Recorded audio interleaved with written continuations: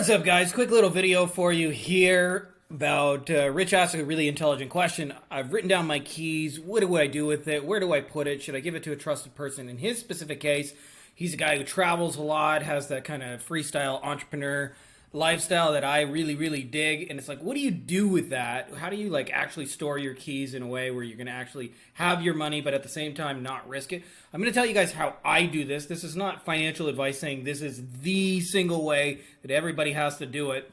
But I'll tell you, it works for me, and also having a similar kind of travel lifestyle. By the way, for those of you guys who don't know me, my name's Frank Finn. I'm the DeFi daddy, and I wrote a cool book called Beyond the Agency Box. And mentor a whole bunch of people in this whole crypto space. So anyway, as you guys probably already know, crypto is overwhelming as fuck. Firstly, there's 1,000 different tokens. Each of those have their own, built on different blockchains, and all of those have their own projects and have NFTs and things being built out. So like when you try and store your shit, like one of the cool sides about it is that you're responsible for your own stuff, meaning you don't have to rely on a bank or a third party. But the flip side of that is you're 100% responsible. If you lose your keys, if your computer breaks, if you lose a wallet or something, you can get locked out and lose a whole bunch of crypto. I've actually had friends lose $1 million+ in crypto simply because, you know, they lost a key or somebody else got hacked or whatever. So again, this is not financial advice. So the first thing I'm going to tell you is I store my keys two ways.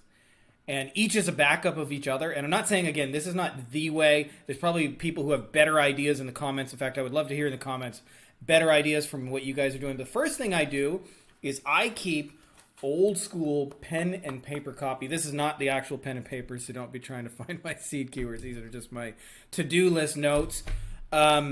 But I have a single piece of paper that has a list of the different wallets I have as well as my keys, and I keep that super, super secure and private.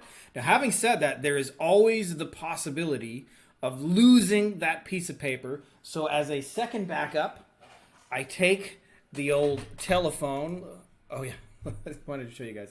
I take the old telephone, and I take a picture of that, and I put it in a very private and store a digital version of that I keep in my own notes. So there's like, I'm not telling you which one to use. I'm just giving you examples. There's like Google Drive. There's the Apple Cloud. There is the Dropbox. There's a bunch of tools like that. I have a backup encrypted version of that on one of those things. So if I were to lose my piece of paper and I was traveling, I can always access the image and I can recreate that piece of paper. Now, this is obviously a lot of responsibility and things like that, whether you should have a trusted person or not. I'm not telling you guys what to do. I'm just wanted to share with you guys how I do it. It's a way that works for me. It's very, very simple and old school.